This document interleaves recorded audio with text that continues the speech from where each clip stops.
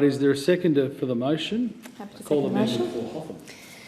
Speaker, I want to begin by supporting many of the remarks from the member for Wright, and I want to congratulate him on bringing this important issue to the attention of the House. I'm pleased to see some of the recent moves on this in the other place, and also the Turnbull government's recent decision to add Poland and Latvia to the countries from which Australian families might adopt children. And I do hope to see more added as we go, Speaker. Speaker, one of the great perversities of our world is that there are so many children in it who are needing a loving home, and so many families who are looking for a child to complete their family. And it's just incredible really to think about it, despite all of the thousands of people for whom intercountry adoption could help, that in 2014 just 114 intercountry adoptions were made legal in Australia. So I think it's probably a shared view across everyone in this House that there is potential to do a lot more good here.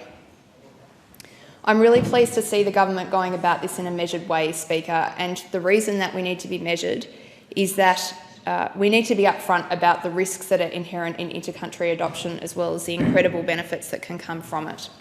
The potential for human trafficking under the shroud of intercountry adoption has to be a part of the conversation because it's real and there is very good evidence of it.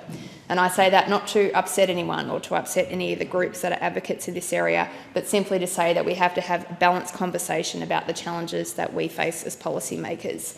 What we know is that when intercountry adoption is done well and fairly, massive human tragedy is avoided, but when it's done poorly, massive human tragedy is created. But I don't believe, Deputy Speaker, that it's beyond the capacities and the expertise of the people that work in this parliament and around it to solve some of those policy challenges.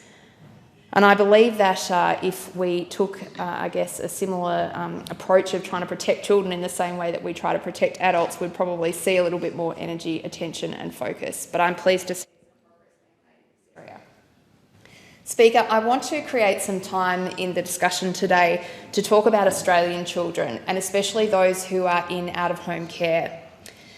There are about 43,000 Australian children at the moment who are living away from their parents. And we hear a similar story with intercountry adoption, Deputy Speaker, that last year just 203 of those children were permanently adopted into another Australian family. Speaker, children need stability, especially vulnerable children, and foster care, by its very definition, is impermanent. Under today's system, the evidence is really clearly borne out. A quarter of the children that live in foster care today in Australia have lived in 10 or more households during their time in care. Speaker, that number is heartbreaking and it's gutting. And we have to ask ourselves the question of how we could have let this happen. And I say again, if the people primarily affected by this problem are adults, I think we'd see a very different national conversation happening about how we can help more of these vulnerable children into safe households. I want to note some recent policy change that we have seen in some states in Victoria and New South Wales who have made some changes to try to better protect children in the foster care system. So it's not that this national crisis is being avoided, but the numbers remain as they are, Deputy Speaker. 43,000 children, 200 adoptions. It's simply not enough. Speaker, there are many other issues facing this system. We see year upon year that the number of children who are needing the support of the community through foster care is growing and growing, and yet over time we see the number of foster carers who are not getting the care and protection that they need getting smaller and smaller over time. 14% of all foster parents left the system in the last year, Deputy Speaker. That's a huge indication to us as policymakers that we're not doing what we need to do to support those families. Speaker, I have been a foster parent myself, and it's something that I hope I can do a lot more of in the future. Now, I've come nowhere near living up to my responsibility to the many Australian children who need the care of the community. So I note this experience just only having the opportunity to say that having lived within that system and having experienced it, I have seen the system being skewed too much in favour of the parents who are not doing justice to their own children, and often at the expense of the care and attention of those children who should always lay at the heart and soul of that system. So we need to do better, Deputy Speaker. And when I say we, I don't mean just the people in this parliament who are trying to make sure that we have the right policy settings in place.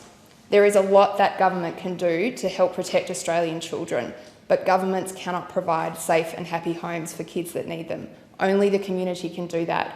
So we need to think a little bit more, Deputy Speaker, about what we can do as Australians to support those tens of thousands of children who need our help and our support. Thank you. I thank the member for Hawthorne.